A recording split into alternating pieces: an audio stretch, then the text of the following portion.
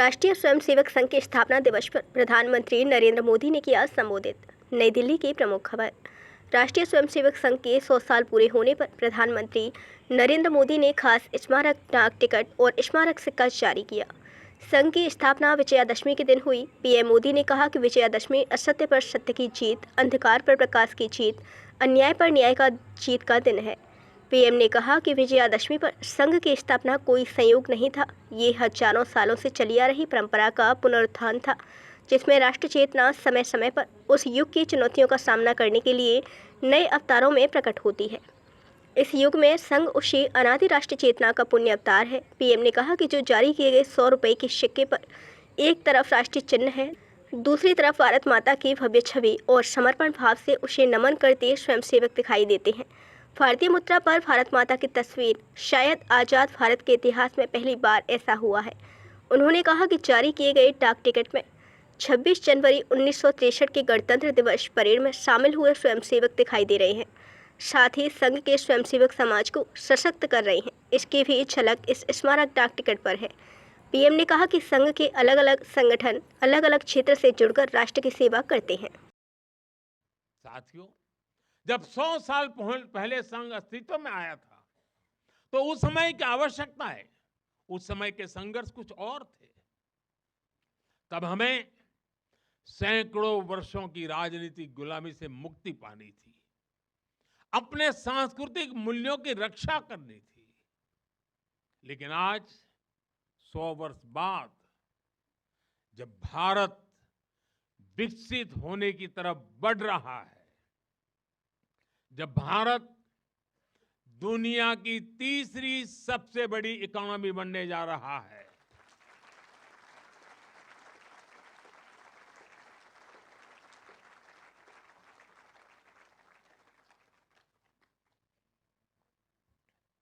जब देश और देश का बहुत बड़ा गरीब वर्ग गरीबी को परास्त करके, गरीबी को पराजित करके आगे आ रहा है, जब हमारे युवाओं के लिए नए नए सेक्टर्स में नए अवसर बन रहे हैं, जब ग्लोबल डिप्लोमेसी से क्लाइमेट पॉलिसीज तक भारत विश्व में अपनी आवाज बुलंद कर रहा है, तब आज के समय की चुनौतियां अलग है, संघर्ष भी अलग है। दूसरे देशों पर आर्थिक निर्भरता हमारी एकता को तोड़ने की साजिश है। डेमोग्राफी में बदलाव के षड्यंत्र। एक प्रधानमंत्री के नाते मैं नम्रतापूर्वक कहूंगा कि मुझे बहुत संतोष है कि हमारी सरकार इन चुनौतियों से तेजी से निपट रही है।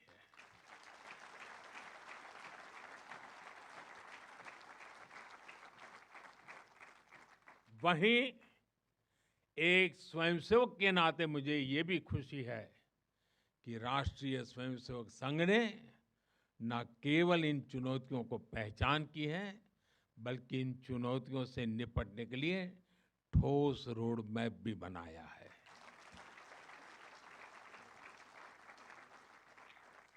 अभी माननीय दत्ता जी ने जिन चीजों का उल्लेख किया, मैं अपने तरीके से फिर से एक बार उसका उल्लेख करना चाहूंगा। साथियों, संघ के पंच परिवर्तन, स्वबोध, सामाजिक समरसता, कुटुंब प्रबोधन, नागरिक शिष्टाचार और पर्यावरण, ये संकल्प हर स्वयंसेवक के लिए देश के समक्ष उपस्थित चुनौतियों को परास्त करने की बहुत बड़ी प्रेरणा है।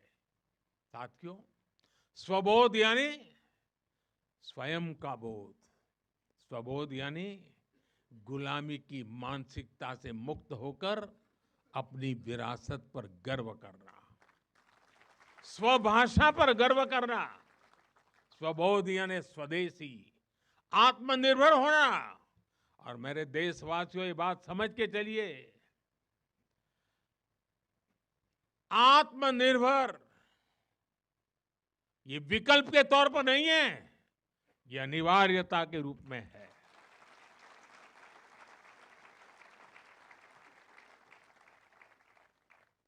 हमें स्वदेशी के अपने मूल मंत्र को समाज का संकल्प बनाना है।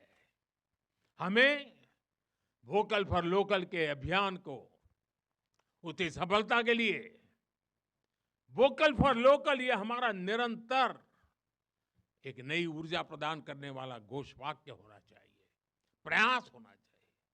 साथियों, संघ ने सामाजिक समरसता को हमेशा अपनी प्राथमिकता बनाए रखा है। सामाजिक समरसता यानी वंचित को वरीयता देकर सामाजिक न्याय की स्थापना करना, देश की एकता को बढ़ाना। आज राष्ट्र के सामने ऐसे संकट खड़े हो रहे हैं जो हमारी एकता, हमारी संस्कृति और हमारी सुरक्षा पर सीधा प्रहार कर रहे हैं। अलगाववादी सोच, क्षेत्रवाद, कभी जाति, कभी भाषा को लेकर विवाद, कभी बाहरी शक्तियों द्वारा भड़काई गई विभाजनकारी प्रवृत्तियां, ये सब अनगिनत चुनौतियां हमारे सामने खड़ी है।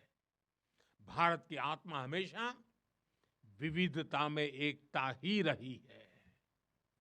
अगर इस सूत्र को तोड़ा गया तो भारत की शक्ति भी कमजोर होगी और इसलिए हमें इस सूत्र को निरंतर जीना है, उसे मजबूती देनी है।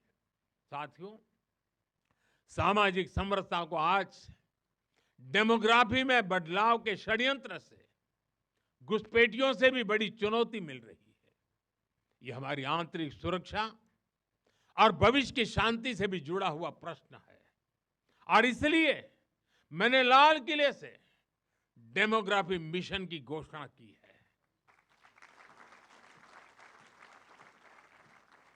हमें इस चुनौती से सतर्क रहना है, इसका डटकर मुकाबला करना है।